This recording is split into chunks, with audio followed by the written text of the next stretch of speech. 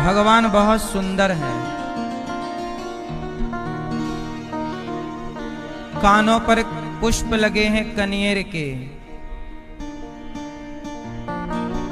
माथे पर मोर पंख लगा हुआ है, अधरों पे बांसुरी रख करके बजाते हैं। केवल इंसान ही नहीं, जब भगवान के अधरों की बांसुरी जब पशु पक्षी सुनते हैं तो वह भी आनंदित हो जाते हैं और संसार को भूलकर बांसुरी का आनंद लेते हैं। गजब की बांसुरी प्रभु बजाते हैं, सबके चित्त को अपनी ओर खींच लेते हैं। कदम की डाल पर बैठकर बांसुरी बजाते हैं, सारी गोपियां भगवान की ओर खींची चली आती हैं। जब गायों के घर जाने का टाइम होता है तो भगवान बांसुरी बजाते हैं, सारी गाय इकट्ठी हो जाती हैं। आगे आगे कन्हैया चलते हैं, पीछे पीछे गैया चलती है। केवल गाय नहीं, उस जंगल में जितनी चिड़िया हुआ करती हैं, सारी चिड़िया प्रभु के ऊपर से गुजरती है। सारी चिड़िया ऊपर बादलों की तरह चलती हैं ताकि प्रभु को धूप ना लगे। भगवान की बांसुरी सबके चित्त को अपनी ओर खींच लेती। एक दिन गोपियों ने बांसुरी से कहा, अरे बांसुरी, तूने ऐसा कौन सा पुण्य किया है कि भगवान तुझे सदा अपने होठों पे रखते हैं? क्या पुण्य है तेरा? बांसुरी बोली कि देखो, मैं बांस की हूं, लोगों ने मेरे शरीर पर ना जाने कितनी निर्दयता से 7 छेद कर दिए। इतना मैंने कष्ट सहा, फिर भी मैं जब बोलती हूं तो सबके चित्त को चुरा लेती हूं। बांसुरी जब बजती है बड़ा मधुर, बड़ा मीठा बोलती है। बांस की होकर वो इतना मीठा बोलती है और हम इंसान होकर भी इतना कड़वा बोलते हैं।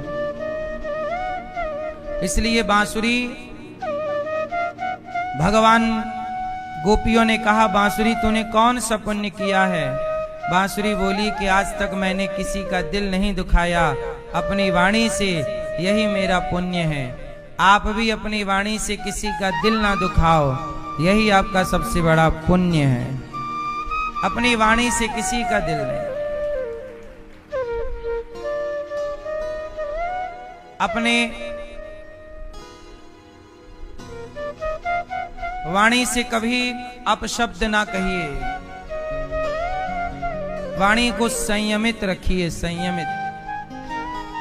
संयम से चलिए। बांसुरी में बड़ा संयम है, इतना कष्ट सहकर भी बड़ा अच्छा, इतना अच्छा बोलती है बांसुरी कि सांप भी नाचता है बांसुरी की धुन पर। बीन बजती है तो बांसुरी, जैसी ही वो बीन होती है और सांप भी नाचने लग जाता है। इसलिए कहा, वाणी ऐसी बोलिए मन का आपा खोय, औरन को शीतल करे आपहु शीतल हो। वाणी हमेशा हमारी पवित्र होनी चाहिए, सुखद होना चाहिए। जब आप बोलें तो दूसरों को सुख मिले, कष्ट नहीं। भगवान गोपियों को आज बुला रहे हैं। भगवान पिता रात्रि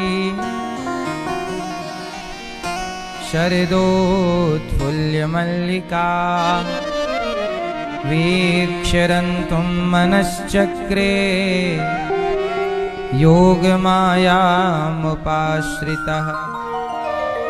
आज भगवान ने माया का आश्रय लेकर, आज भगवान ने शरद पूर्णिमा की रात्रि को बांसुरी बजाई और गोपियों को बुलाया। राधा, ललिता, विशाखा, चंपकलता, सुदेवी, तुंग विद्या, आओ आओ। आज भगवान गोपियों को बुला रहे हैं। भैया, ओ मोबाइल वाले भैया, आज भगवान किसे बुला रहे हैं? किसे बुला रहे हैं? माताओं को। ओ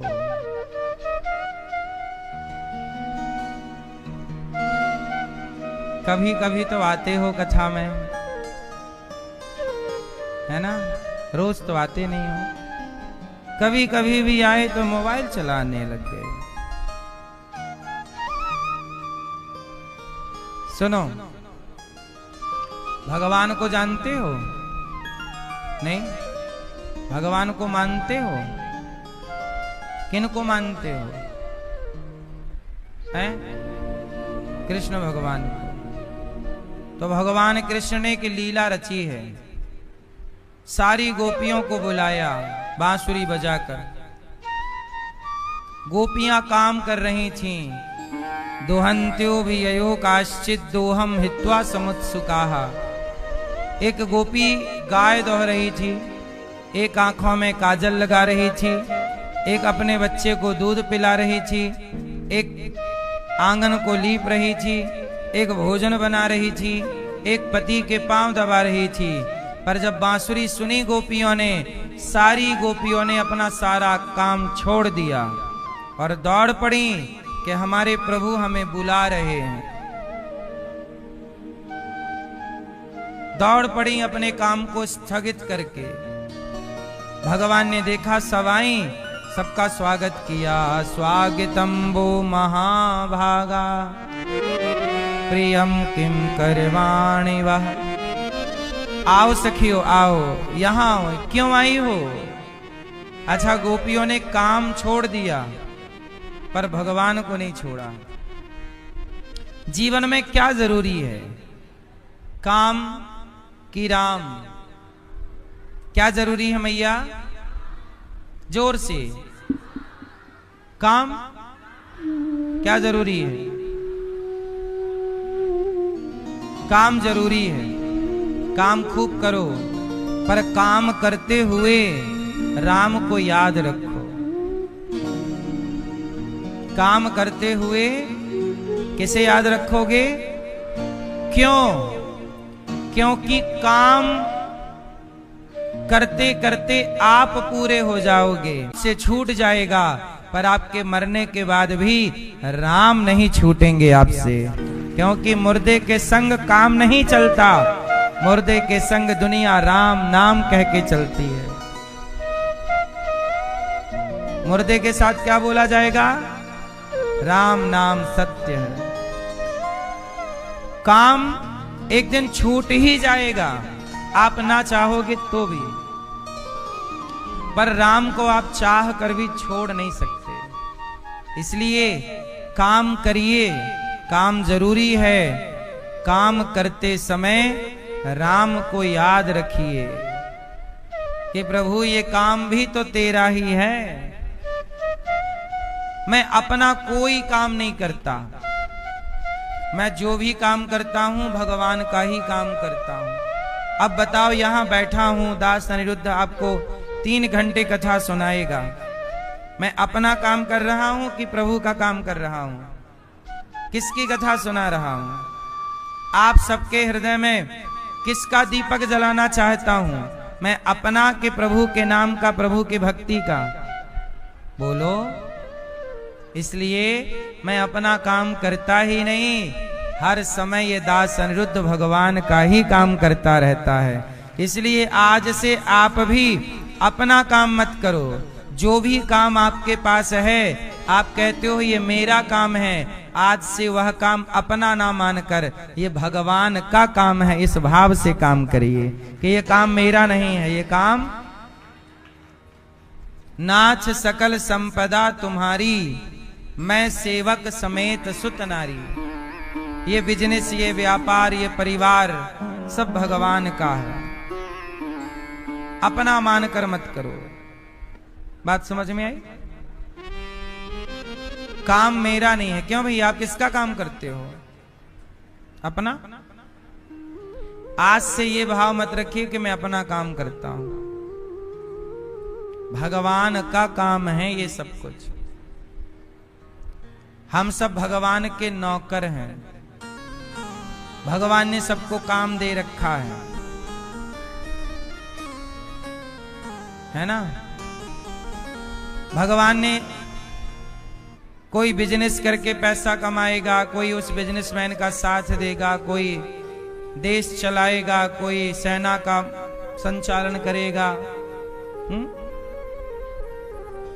किसी के अंदर भगवान ने ये भाव भर दिया कि तुम सबको सहयोग करोगे, सबको रोटी की सेवा करोगे। भगवान अपने संसार को स्वयं चलाते हैं, इसलिए हम सब इस भाव को आगे रखें कि मैं नहीं, ये संसार भगवान का है और मैं भगवान की इस भाव से सेवा में हूं। अब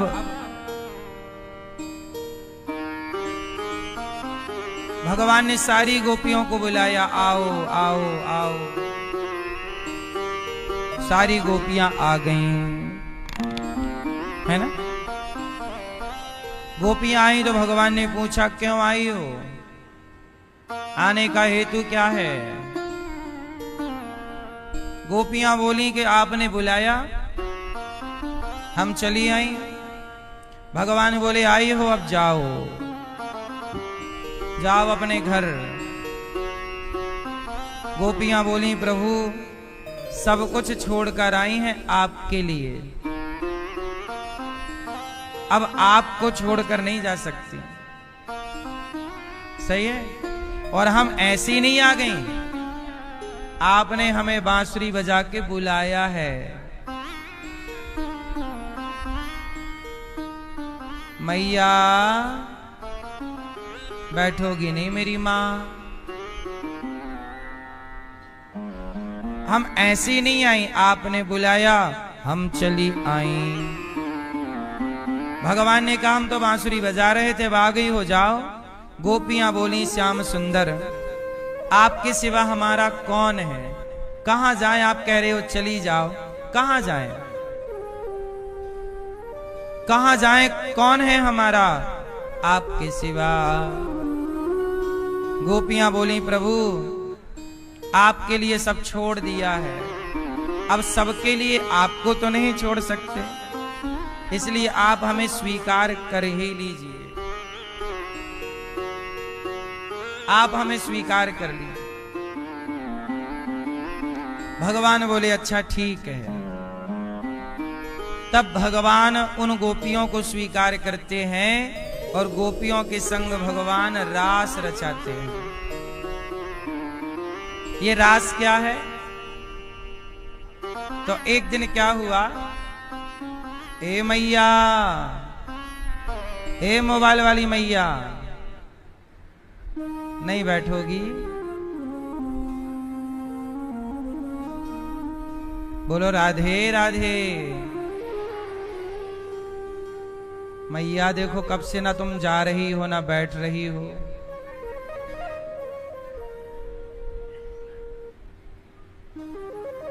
तभी इनकी सास कहती है कि बहू सुनती नहीं है, सही बहरी है, कह ही रहे हैं कि बैठ जाओ, बैठी नहीं रही है मैया।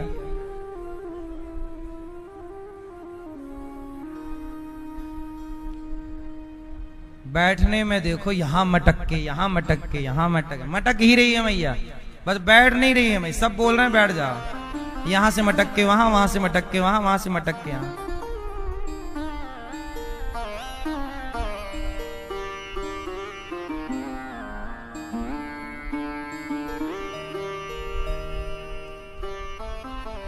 ये मैया काहे खड़ी हो गई मैया, ओ काली मैया बैठो मेरी माँ।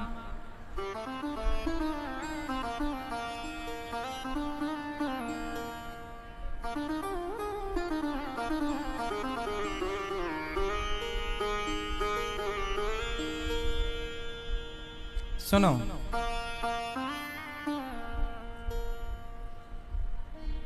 अब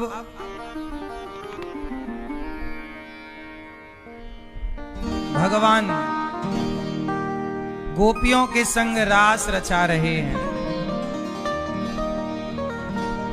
ए पीली मैया बैठ जाओ मेरी माँ। सुनो, अब भगवान गोपियों के संग क्या रचा रहे हैं? रास। अच्छा, रास क्या है इसकी एक कथा सुनाता हूं। रास क्या है, क्या हुआ रास में, उसकी एक कथा सुनो, फिर आपको क्लियर हो जाएगा। एक बहुत दूर एक गांव था, ध्यान से सुनना। एक गांव था बहुत दूर। उस गांव में एक भक्त रहता था। उम्र हो गई थी लगभग 55-60 साल। सारी जिंदगी गांव में कोई सत्संग होए तो सत्संग सुनना, नाम जपना, कथाएं सुनना, माता पिता की सेवा करना। उनके गांव के पास ना एक रेलवे स्टेशन था। तो जब भी उनको फुर्सत मिले तो रेलवे स्टेशन में चले जाएं, क्योंकि गांव के पास था। जाएं, पंखे के नीचे बैठ जाएं। पर उस रेलवे स्टेशन में ना संयोग से भगवान श्री कृष्ण का, ये वृंदावन का एक सुंदर सा चित्र लगा हुआ था। स्टेशन में लगा था भगवान का चित्र, वृंदावन लिखा था उसमें। यमुना जी बनी थी, सुंदर सा मंदिर बना था, मतलब वृंदावन का चित्र लगभग उसमें था। अब वो रोज ना भक्त जब भी उसे समय मिल जाए तो बस उसने कभी वृंदावन तो देखा नहीं, कभी बस सुना था वृंदावन में प्रभु लीला करते हैं। बस वो स्टेशन में बैठ जाए और उसी चित्र को जाके देखता रहे। वाह, कितना सुंदर ये वृंदावन है। क्यों, कभी मुझे सौभाग्य मिलेगा, यहां से गुजरने वाली ट्रेन मथुरा जाती तो है, पर मैं आज तक उस ट्रेन में कभी बैठा नहीं हूं। कभी बुलाएंगी राधा रानी, कभी बुलाएंगे भगवान, तो मैं जाऊंगा जरूर। रोज आता ये सोचता कि कभी वृंदावन जरूर जाऊंगा, फिर चला जाता घर, अपना काम धाम करता। ऐसे करते करते कई साल हो गए। एक दिन क्या हुआ कि वो रेलवे स्टेशन गया, तो रेलवे स्टेशन में ना काम चल रहा था। अब रेलवे स्टेशन नया बनने लगा था, काम चल रहा, तो अब ना वहां पे जो चित्र था भगवान का, वृंदावन का, वो काम आम चल रहा था, पुताई उताई हो रही होगी, डेंटिंग पेंटिंग, किसी ने वो हटा दिया। अब जब हट गया वो चित्र तो वो बड़ा व्याकुल हो गया। अरे कहां गया ये वृंदावन, कहां गया, यहां था। वो उस चित्र को ही वृंदावन मानने लगा था कि वो कोई बात नहीं, मैं नहीं जा पाया तो कोई बात नहीं, पर मेरे सामने वृंदावन है। वो चित्र को देखकर वो डूब जाता उसी भाव में कि मैं वृंदावन में हूं, मैं प्रभु के सामने हूं, प्रत्यक्ष हूं। वो अनुभूति करता रोज, वही उसका भजन था, वही उसका चिंतन था। देखो, जरूरी नहीं है कि आप वृंदावन आए, जरूरी नहीं है कि आप माला ही जपें। आप अपने गांव, अपनी गली, अपने पेड़ की छांव में, अपने कमरे में, अपने बिस्तर पर बैठकर आप भगवान के चिंतन में खो गए, भगवान के धाम में खो गए। यही तो प्राप्ति है ना। अब वो आदमी व्याकुल हो गया, सबसे पूछा, भैया यहाँ चित्र था वो वृंदावन का, वो कहाँ चला गया।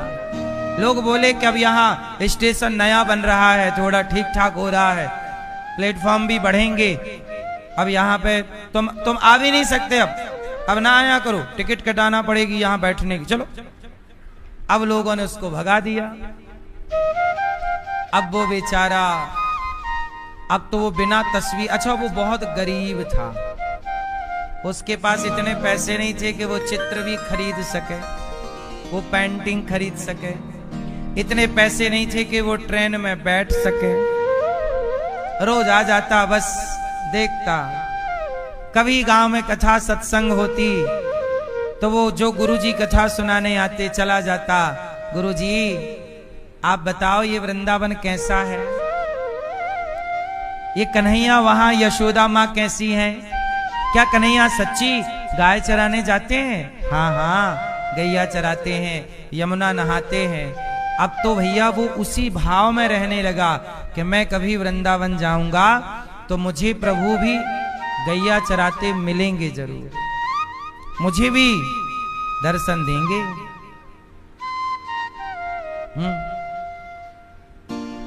अब चित्र भी गायब, पर मन में बड़ी लगन है। उसने मजदूरी की, भाई साहब काम करूंगा मैं आपके यहाँ, काम किया और काम आम करके ना उसने कुछ पैसे इकट्ठे किए, और जब पैसे इकट्ठे हो गए तो उसकी बेटी का विवाह हो चुका था, वो भी गृहस्थ भक्त था, माँ की सेवा करता, पिता की सेवा करता, बेटा बेटी अब हो गए थे सेट। पत्नी भी उसकी अच्छी थी। अपनी पत्नी से बोला कि सुनो, मेरा मन है कि मैं वृंदावन जाऊं, एक बार प्रभु से मिल आऊं, कहो तो तुमको भी ले चलो, तुम भी चलो। पत्नी बोली चलो मैं भी चलती हूं, पर उसने जेब में हाथ डाला, बोले पैसे तो इतने ही हैं, दोनों की टिकट हो नहीं सकती, दोनों का खर्चा हो नहीं सकता। पत्नी बोली अच्छा ऐसा करो आप चले जाओ, मैं अगली बार चलूं। अच्छा ठीक। आज वो बड़ी खुशी से उस स्टेशन में पहुंचा, टिकट कटाई मथुरा की, रेल आई, ट्रेन आई, ट्रेन में बैठा, जर्नल डिब्बे पे ही बैठा और बड़े प्रेम से बहुत खुश है, मैं वृंदावन जा रहा हूं, मैं वृंदावन जा रहा हूं, प्रभु से मिलूंगा, दर्शन करूंगा, बहुत खुश है। मथुरा उतरा, ऑटो वाले से कहा वृंदावन जाना है, ऑटो वाले ने छोड़ दिया वृंदावन। अब वृंदावन आ गया, जब वृंदावन आया तो देखा कि गलियों में नाले का पानी बह रहा है, किसी गली में। अरे बोलिए वृंदावन तो बड़ा गंदा सा है। कल्पना उसकी अलग थी, कल्पना उसकी, आप कल्पना अलग करते हैं और कई बार रियल में कुछ और होता है। अब आया तो पानी आनी वर्षा होगा तो नाला ओवर बह रहा गली सड़क में। अरे ये तो वृंदावन में नाला बह रहा, देखा तो बड़ा गंदा, चारों तरफ गंदगी फैली। बोला ये कैसा वृंदावन। अब वो बेचारा बोला चलो आ गए, अब खाए कहां, रहे कहां, कहीं भी जाए तो लोग कहें चल चल यहां से बाहर, कहां उसे खाने को मिले, खाने को भी उसे कहीं मिला नहीं, कहीं उसे जगह रहने को भी नहीं मिली। जब कहीं कुछ नहीं मिला तो वो यमुना जी चला गया, कहीं किसी भक्त ने उसे प्रसाद दिया, पेट भर उसने खाया और यमुना जी के किनारे जाकर यमुना जी में नहाया। और जैसे ही वो नहाने गया, वो नहा रहा था कि उसका झोला कोई चोर लेके भाग गया। उसका झोला चोर लेके भाग गया। अब उसके जो कपड़े थे, अच्छा कपड़े उतार के नहा रहा था, एक दुपट्टा लपेट रखा था और दुपट्टा लपेट कर पूरे कपड़े उतारा, पूरे कपड़े सहित उसका झोला कोई चोरी करके ले गया, एक कपड़ा बचा। और कपड़ा भी उसने जल्दी जल्दी में लपेटा तो यमुना जी में उसका लपेटा हुआ कपड़ा भी बह गया। अब वो हो गया बिल्कुल नंगा। अब उसने कहा वाह यमुना मैया, आप हमें यहाँ ये इसलिए बुलाई थी कि बिल्कुल हमें निर्वस्त्र कर दोगे। झोला भी चला गया, क्या क्या तुम्हारे लिए सपने सजाए और तुमने तो यहाँ बिल्कुल नंगा ही कर दिया। कि तभी ना एक कपड़ा बहता हुआ उसकी तरफ आया। यमुना जी ने अच्छा अच्छा ये आ गया, अच्छा ये आप चाहती हो मैं ये पहनूं। वो नया कपड़ा था, लगता कफन का टुकड़ा कोई जलाया होगा तो फेंक दिया होगा। उसने कहा ये कफन लग रहा है, चलो कोई बात नहीं। उसने लपेट लिया और बाहर आया। बड़ा थका हुआ था, खाने को मिल ही गया, नहा भी लिया। पेड़ था, पेड़ के किनारे थका हुआ, कहीं और जगह तो मिली नहीं, सो गया। और जब सोया तो देखता क्या है कि ऊपर शाम का टाइम हो गया, आकाश बिल्कुल खुला हुआ, पवित्र, कोई बादल नहीं, नीला गगन, नीला आकाश, आसमान। ऊपर देखता क्या है कि ऊपर बांसुरी की ध्वनि उसके कान में गई। बांसुरी बजी, और जब बांसुरी बजी तो उसने देखा कहां से आवाज आई। देखा तो आकाश में बड़े सुंदर श्याम सुंदर खड़े हैं, साथ में सखियां हैं, राधा रानी, ललिता, विशाखा, चंपकलता। भगवान रास लीला रचा रहे थे। अब ये भी वहां वो पहुंच गया, और जब इसने भी अपने को ऊपर उठाया, अब इसने, आप ये समझिए कि ये आकाश में एक स्वप्न के द्वारा इसे ऐसा लगा कि मैं भी ऊपर जा रहा हूं, और ये ऊपर आकाश में खड़ा होकर भगवान को देख रहा है। और भगवान की लीला क्या चल रही थी। श्याम सुंदर बोले राधा रानी से कि सुनो, एक शर्त लगाओ। क्या शर्त लगाओ? बोले राधा, श्याम सुंदर बोले राधा रानी से कि सुनो राधा, तुम्हें नाचना है, पर ऐसे नृत्य करना है कि जो तुमने कपड़े पहने हैं और जो तुमने गले में आभूषण पहने हैं, कोई भी आभूषण हिलना नहीं चाहिए और कोई भी वस्त्र हिलना नहीं चाहिए, और तुम्हें नृत्य करना है। चलो नृत्य करो, यदि तुम जीत गई तो इनाम मिलेगा। ठीक है, राधा रानी बोली तो देखो। अब श्याम सुंदर खड़े, राधा रानी से कहा कि नाचना है पर हार नहीं हिलना चाहिए, आभूषण और वस्त्र। अब राधा रानी ने ऐसे नृत्य किया कि सचमुच कुछ शरीर के आभूषण और वस्त्र हिला ही नहीं। अब सखियां ताली बजाई, हाँ राधा रानी जीत गई, राधा रानी जीत गई, कन्हैया राधा रानी जीत गई, हाँ जीत गई। अब राधा रानी बोली कन्हैया आप जैसा हम कहती हैं वैसा करो। हाँ हाँ बताओ क्या करना है। अब आपको नाचना है, पर ऐसे नाचना है कि आपके कानों के कुंडल हिलने नहीं चाहिए, आपके माथे पे लगा मोर पंख हिलना नहीं चाहिए। अब नाचो। और जैसी राधा रानी ने कहा अब नाचो, तो भगवान श्री कृष्ण अपना सामान लिए और भागने लग गए। और भाग रहे हैं कन्हैया। राधा रानी बोली अरे ललिता पकड़, ललिता पकड़ कन्हैया को। अब ललिता पीछे दौड़ी, और फिर तुंग विद्या तुम भी, सुदेवी तुम भी, और राधा रानी भी दौड़ी। और कन्हैया ये चीटिंग है, ये हारना नहीं है, तुम्हें भी हमने तुम्हारे लिए नृत्य किया, तुम भी हमारे लिए करो। अब आगे आगे कन्हैया भाग रहे, पीछे पीछे गोपियां भाग रही, और इस दृश्य को वह आदमी जो रेल से आया था वह टुकुर टुकुर देख रहा है। वाह प्रभु, आपकी ये लीला है। कभी आप भाग जाते हो, कभी आप खेलने लग जाते हो। पूरे आकाश में एक कृष्ण और हजारों लाखों सखियां नजर आईं, हर सखी कृष्ण की एक झलक चाहती है, कृष्ण का एक दर्शन चाहती है।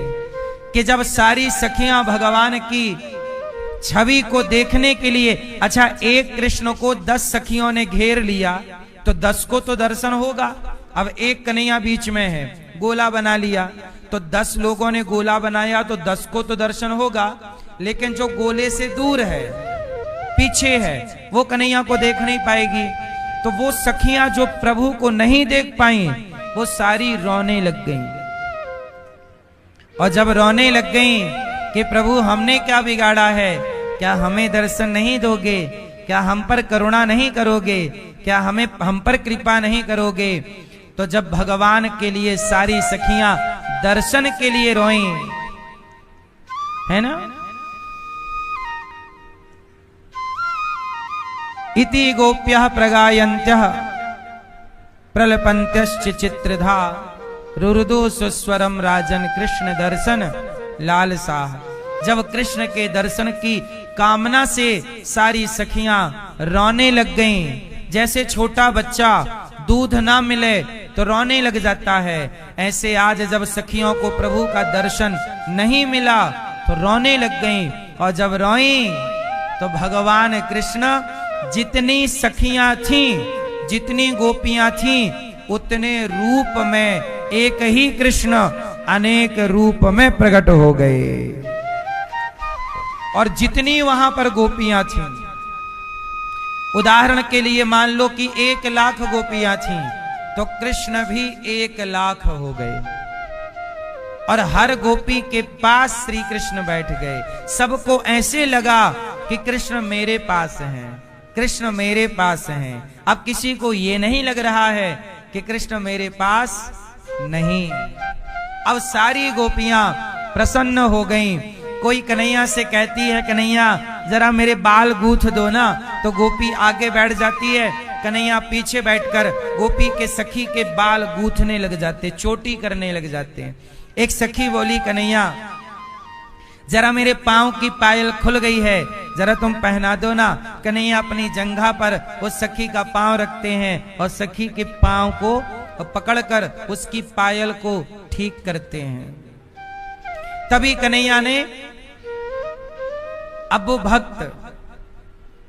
वो भक्त जो वहां रेल से आया और प्रभु का ये सब दर्शन कर रहा, तो उसने कहा, प्रभु अच्छा वो देख रहा है इतने कृष्ण इतनी गोपियां एक साथ लीला, बोला मैं कहां सेवा में लगूं। तब उसने कहा कि मैं पान अच्छा लगा लेता हूं। पान, उसको पान वान लगाने का अभ्यास रहा। उसने भाव बनाया कि पान, और पान लगाकर उसने प्रभु को दिया, प्रभु आप पान खाइए।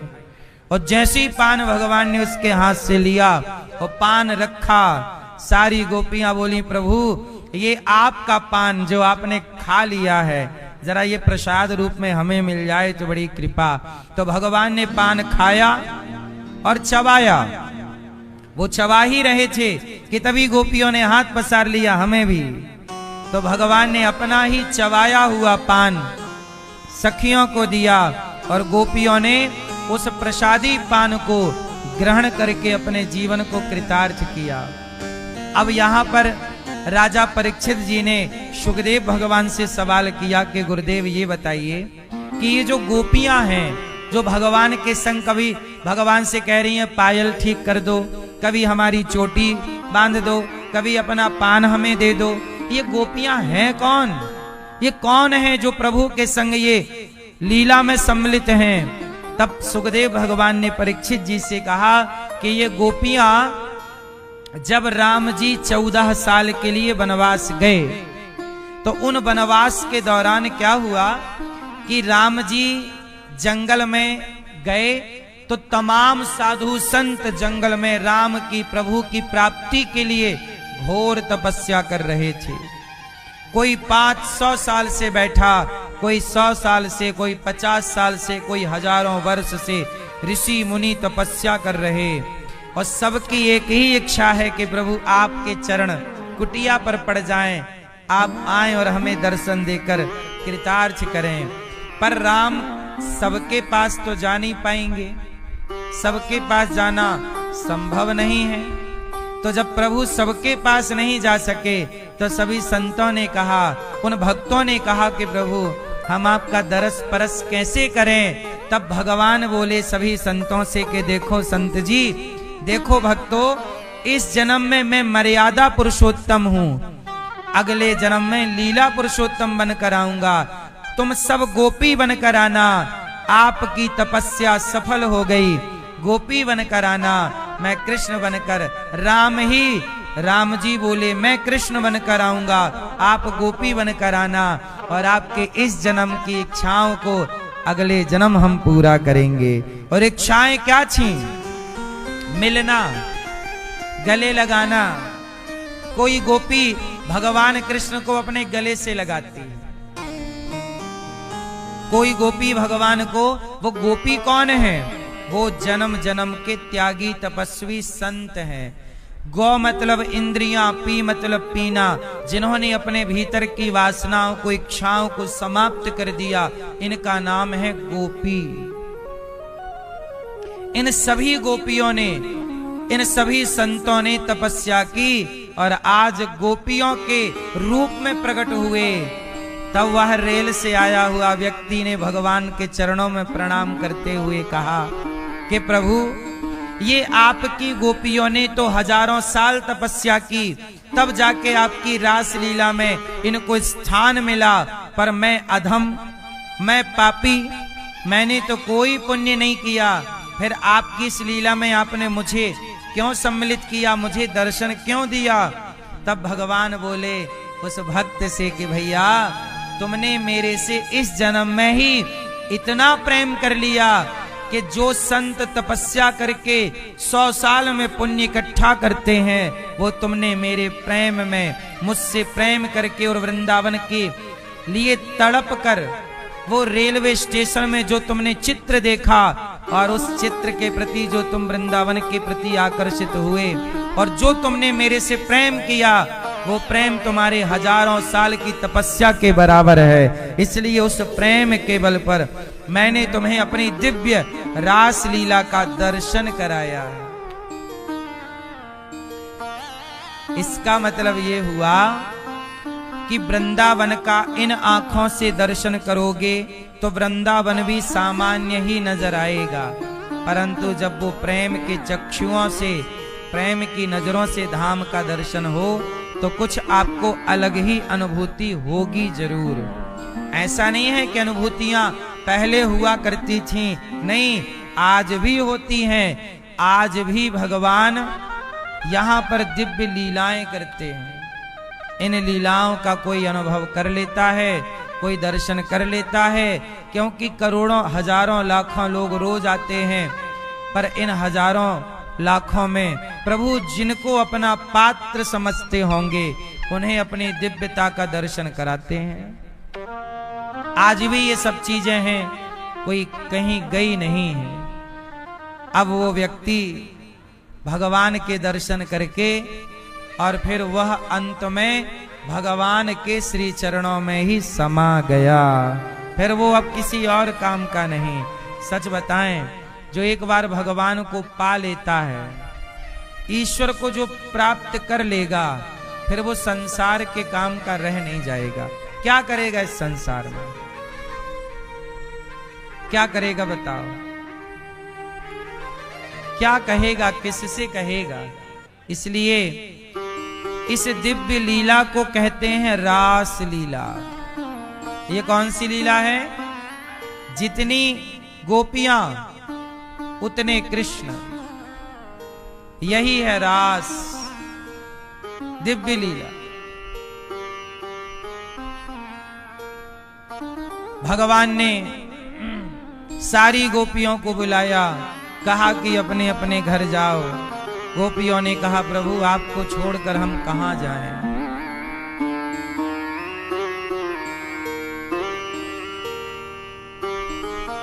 इसी को कहते हैं महारास। इसी महारास में भगवान शंकर आए, नारद जी आए, हनुमान जी आए, जो भी आए, पर आए किस रूप में? गोपी के रूप में। हाँ, शंकर जी बोल रहे हैं पार्वती जी से, ऐसा बना दो मुझको कोई न जाने इस राज को, कोई न जाने मुझको।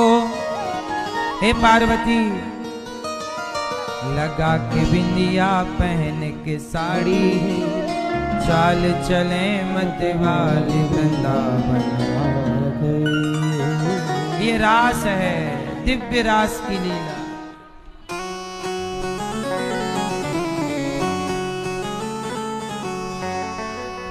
एक दिन वो भोले भंडारी, एक दिन वो भोले भंडारी बन करके ब्रज नारी वृंदावन आ गए, वृंदावन आ गए। एक दिन वो भोले भंडारी, एक दिन वो भोले भंडारी बन करके ब्रज नारी वृंदावन आ गए। पार्वती जी मना के हारी, पार्वती जी मना के हारी, ना माने त्रिपुरारी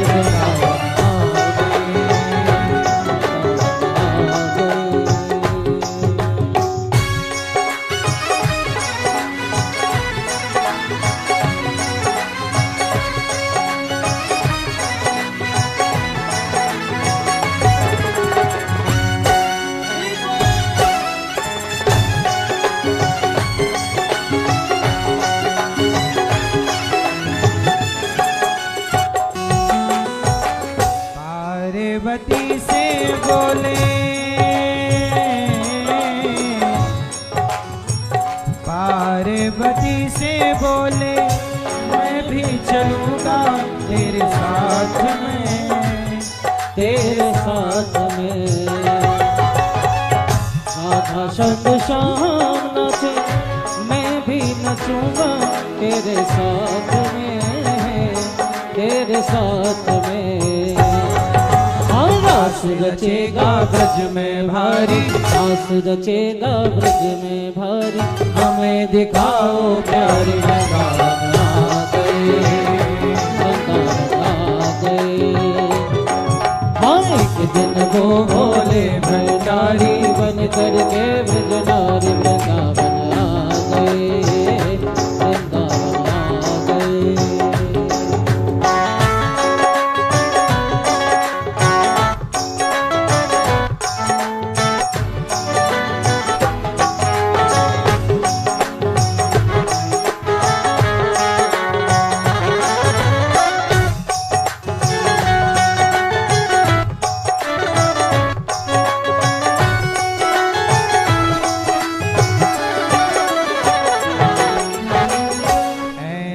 बना दो मुझको कोई न जाने इस बात को, इस राज को। मैं हूँ सहेली तेरी ऐसा बताना, ब्रजराज को, ब्रजराज को। बना के जोड़ा पहन के साड़ी, बना के जोड़ा पहन के साड़ी, चाल चले मत वाली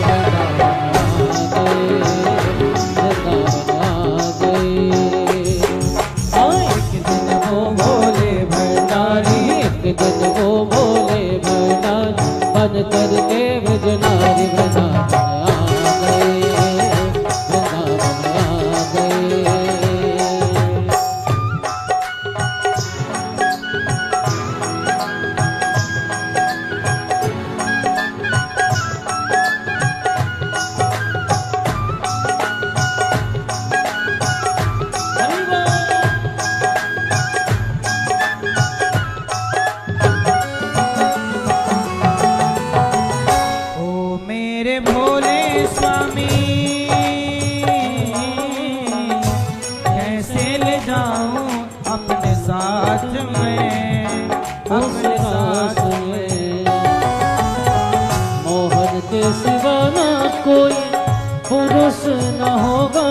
उस रास में हंसी करेंगी ब्रज की नारी, हंसी करेंगी ब्रज की नारी, मानो बात हमारी वृंदावन आ गए,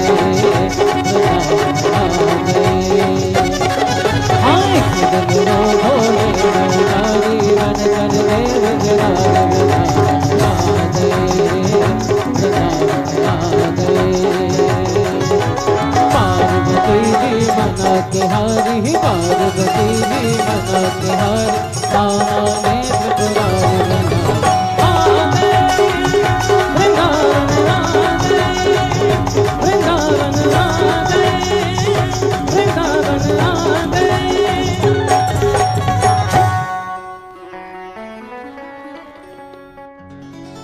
शंकर जी कह रहे हैं, ऐसा बना दो मुझको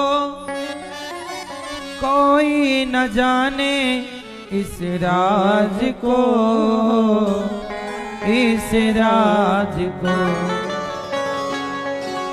मैं हूँ सहेली तेरी ऐसा बताना ब्रजराज को, ब्रजराज को।